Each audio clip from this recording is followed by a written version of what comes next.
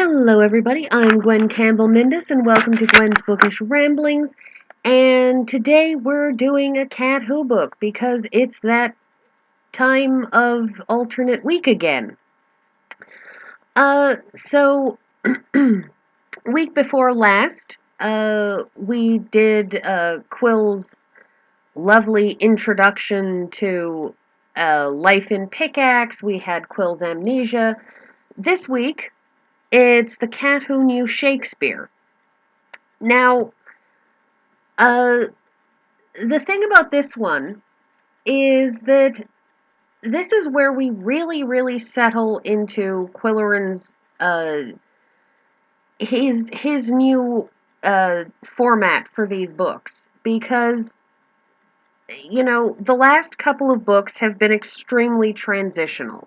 You had the first 4 books where he was working for the newspaper. You have the book where he goes on vacation, and at the end of it, he discovers that he's inherited a whack of money. And then the book after that, where he's just discovering that what it's like to have inherited a whack of money.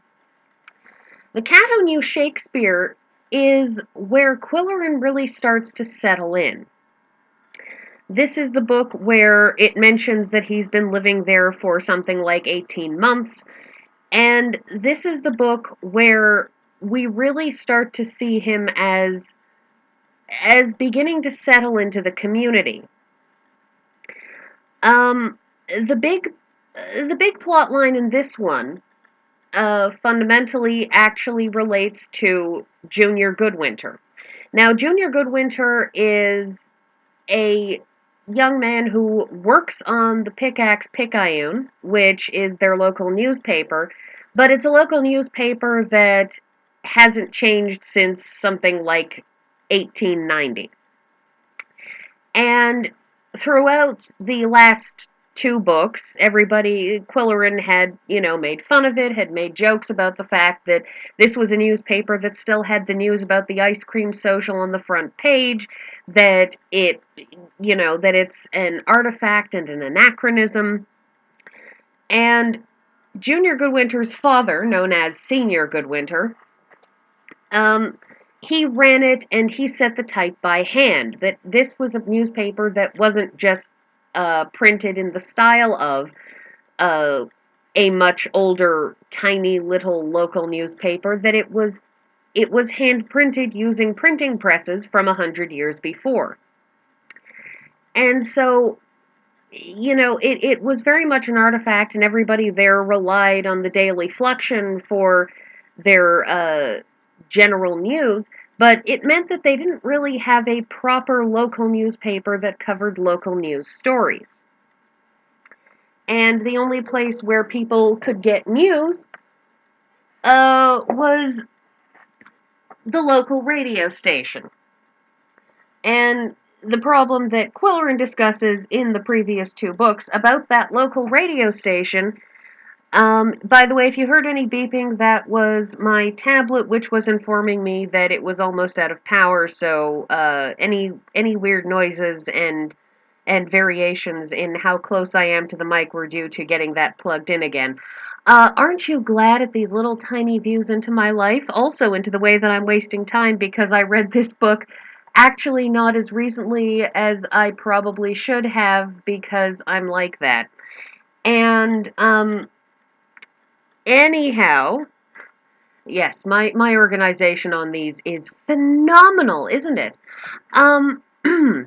So at the start of this, Junior Goodwinter is really enthusiastic because he got a journalism degree, and he really wanted to actually do newspaper work, but as long as his father was running the newspaper, it was going to be the old Pickaxe. And so it creates this bit at the beginning where we get to see everything all happy, and Junior Goodwinter is really just kind of enthusiastically fanboying Qwilleran, who is, after all, as we know, an award-winning news reporter who's covered wars and politics and sports and crime, and wrote a book on doing crime journalism, and so he's got a name for himself in the profession rather than just as the richest man in Pickaxe with a ginormous mustache. And what happens is that the book starts with him getting Junior Goodwinter to bring a bunch of copies of the Picayune down to the big dinner that, because he now has money and can use it, he has sponsored for everybody who works at the Fluxion, and it's kind of a farewell dinner for Arch, who's leaving the Fluxion, and then Qwilleran gets the news in a phone call that Junior Goodwinter's father died in an accident, and he basically lies to everybody to get Junior out of there and safely back to Pickaxe, and when they land is when he tells Junior that his father is in the hospital. And Senior Goodwinter dies at the start of this, and that means that the Picayune is going out of business, because he's the one who, set the type, he was the one who ran the newspaper, he was the one who loved doing it, and what happens there is that Qwilleran, he's very, very, he's saddened by this, because of course, as much as it's an anachronism and everybody there needs a newspaper, because as I was saying before I was interrupted by the tablet, the radio station really does terrible coverage. This isn't somebody was in a car accident news at 11, this is somebody was in a car accident on Itty Bitty Wassee Road. And the high school sports team then went on to win. That was the sum total of information. If you want information on stuff, you ask your neighbor who has talked to their neighbor who has talked to the guy down the street who has talked to somebody on the police who talked to somebody in the fire department who gave them some idea of who it was and what happened. So as we go through this book, we have the state of the newspaper is at issue, the fact that Junior Goodwinter's mother is not a grieving widow, really. She's immediately leaping to divest herself of this newspaper that she hates, because while Senior Goodwinter was a Goodwinter, he was a weird person who ran a weird newspaper that was losing money. So there was that problem. Qwilleran is also faced with the unfortunate problem, he doesn't want to live in the Klingenschön mansion. He doesn't like it, it's large, it's old. Qwilleran is very much a fan of modernism, and so when Mrs. Cobb, who arrived in the last book, she's a licensed appraiser for antiques, and working with her, as she also works as his housekeeper to an extent, they have decided to set the Klingenschön mansion up as a small local museum, and everybody can see the piece of history that was the K mansion, they can see the antiques inside, and Mrs. Cobb will just be the docent and the person who runs it, and all of that stuff. And she's also having a relationship with, and winds up getting engaged to, I believe it was Birch Trevelyan. And what we discover at the end of this book is that Birch Trevelyan murdered Senior Goodwinter. And that he arranged... Now, Harry Neughton was one of the characters who we saw in one of the earlier books in this series, and Quill calls Harry Neughton in to buy the Pickaxe Picayune before Don Exbridge, who is a local developer and something of a minor nemesis throughout the rest of this series, to buy it out from under Don Exbridge of XYZ Enterprises, and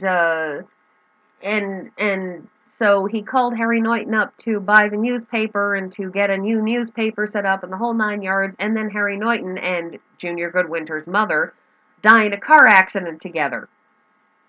And that's also Birch Trevelyan, who screwed, I believe, with the brakes on the car.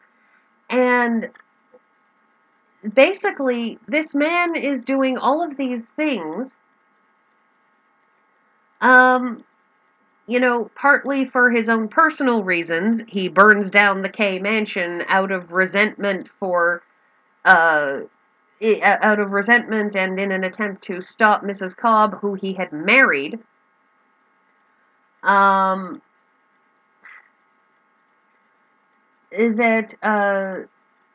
no, was it Birch Trevelyan or was it Herb Hackpole? Oh boy, I'm gonna have to. Well, that's my own fault for not doing research because I don't do research, and the point is that Mrs. Cobb wound up in a relationship with this guy, and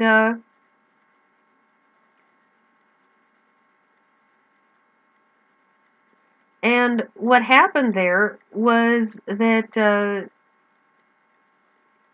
he admitted to committing the various murders, to burning down the Picayune's offices, to burning down, and he winds up burning down the K mansion because Mrs. Cobb, on her wedding night, finds this out and basically flees, and so he burns down the mansion, one would assume, in an attempt to stop her from telling everybody that he's killed people. And he winds up actually dying in the fire that he set. And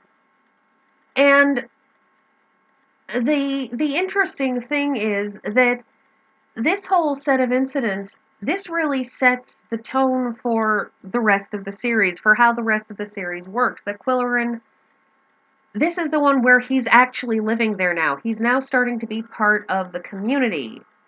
We meet Polly Duncan, who is something of his romantic interest for many, many books yet to come. And this is where we really see him settling into the community. This is where we see him no longer constantly griping about, small town living and supporting the idea. This is also where we see the beginning of the establishment of the new Moose County newspaper, which we will hear more about in future books.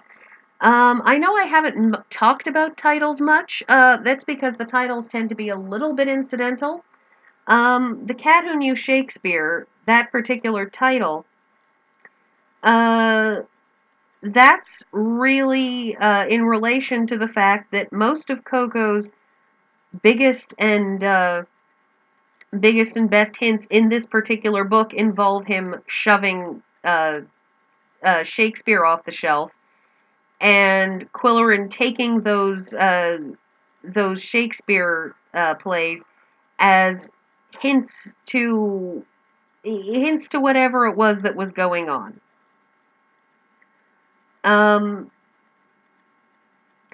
So we also have the appearance of Hixie Rice, who was in the last book, and she makes the move north to Pickaxe. Qwilleran had mentioned to her that there were no good restaurants, so she had arrived there with her, shall we say, partner. And he turns out to be a French-Canadian living illegally in the U.S., which I don't know why they would do that, on the lam from somebody, and yeah, he winds up abandoning her, and he's a bit of a red herring throughout the book, and the investigator after him is a bit of a red herring throughout the book. But this is really, in a lot of ways, this is the second book in the restart of the series. And this has been a remarkably disorganized telling and discussion of the book, because I always am. And I hope that somebody enjoyed this, and I will see you guys next week for Not Cat Who.